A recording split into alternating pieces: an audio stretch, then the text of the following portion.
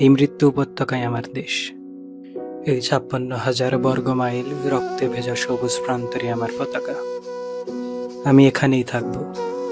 আমি বসে থাকব সন্তানহারা মায়েদের কান্নার পাশে, অজ্ঞাতনামাদের এপিটাফহীন কবরের পাশে, গুম হয়ে যাওয়া মানুষের অনস্তিত্বের পাশে। আমি বসে থাকব একটি সাদা কালো ছবি নিয়ে। আর যাদের কোনো ছবি নাই, থাকে না, থাকতে নাই, যারা কেবলই নাম কিংবা অজ্ঞাতনামা, যাদের আল্লাহ ছাড়া কেউ নাই, তাদের কথা তো ভুলেই যেতে হবে। এই মৃত্যু উপত্যকায় আমার দেশ। একদিকে সমুদ্র, ৩ দিকে কাঁটাতার। আমি কোথায় যাব?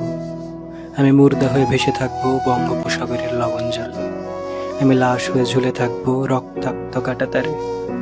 আমি ভূত হয়ে পাহারা দেব এই জমিনের তাবৎ শ্মশান ও গোরস্থান। আমি কার্ফু ভাঙা চাঁদের মতো জেগে থাকবো মিলিটারি কনভয়ের মাথার উপর। খুনিদের তাবৎ বুলেটের নিশানা হয়ে আমি দাঁড়ায় থাকবো মুক্তির মিছিলের যে কোনো প্রান্তে।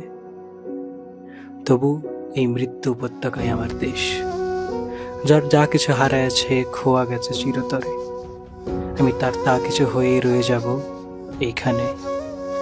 ভাইয়ের লাশ কান্ধে নিয়েও জালিমের বিরুদ্ধে শটান থাকে যে মুষ্টিবদ্ধ হাত। সে হাতি কাটতেছে এ ভূমির সোনালী ফসল। সে হাতি ঘোরাচ্ছে কলকারখানার তাবৎ মেশিন। এই হাতেই লেখা হোক অনাগত আগামীর ইতিহাস।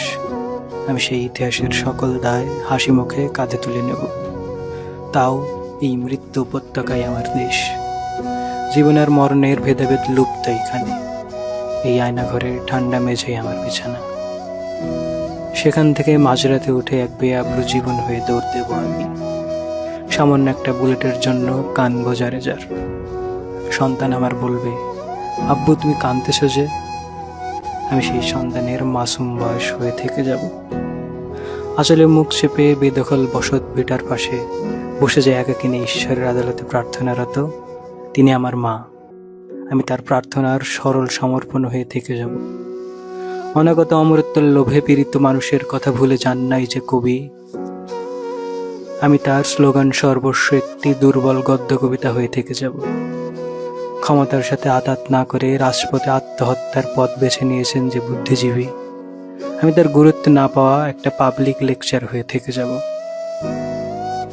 যে কৃষক কাস্তে হাতে লড়তে জানে, যে শ্রমিক হকের জন্য মরতে জানে, যে মানুষ বদ্ধভূমি করে শনাক্ত করতে পারে ছিন্ন ভিন্ন লাশের পরিচয়, আমি তাদের ইনকিলাবি রূহ হয়ে থেকে যাব।